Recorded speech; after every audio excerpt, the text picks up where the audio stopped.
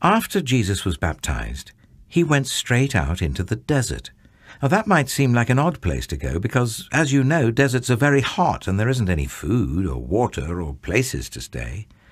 But Jesus needed to get away by himself and be somewhere quiet and lonely. He needed to be with his heavenly Father to get ready for his new life. In the desert, Jesus thought about the secret rescue plan he had made with God. Before the foundation of the world, they both knew what would have to happen. To rescue God's children, Jesus would have to die. There was no other way. It was the reason he had come. Now, that old enemy, the one who had spoken through the snake to Adam and Eve back in the garden, remember him? He didn't want Jesus to rescue God's people. So he lied to Jesus. "Are you really God's own son?" he whispered. "Poor you. God must not love you. You don't need to die. Do it my way." "Yes, and..."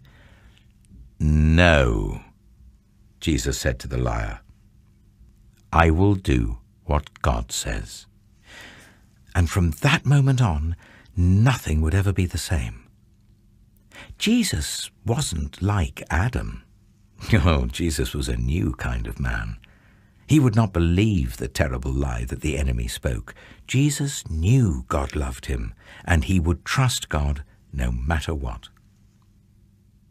It was just as God had promised to Adam and Eve all those years before. Jesus had come to do battle against the snake's work. He would get rid of the sin and the darkness and the tears, and he would suffer, but he would win. Jesus left the desert and set about the great rescue. He was going to get God's people back. But first, he needed to find some helpers and friends. He had a lot to do. He would need some people to help him. Who would make good helpers, do you think? Clever ones? Rich ones? Strong, important ones? Some people might think so, but I'm sure by now you don't need me to tell you they'd be wrong, because the people God uses don't have to know a lot of things or have a lot of things. They just have to need him a lot.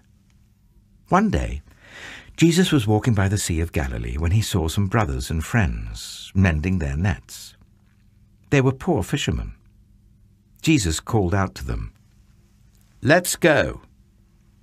Peter, Andrew, James, and John looked up at this man on the shore, and they couldn't explain it.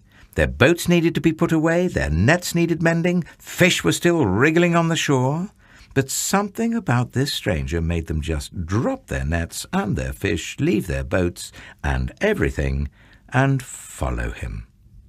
This God-man was like no one they had ever met.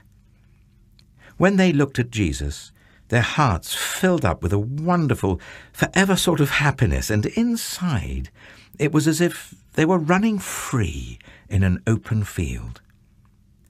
Jesus asked 12 men to be his helpers: Peter, Andrew, James, and John, Matthew, Philip, Bartholomew, Thomas, another James, Simon, Thaddeus, and Judas. Meeting Jesus would change all of them forever.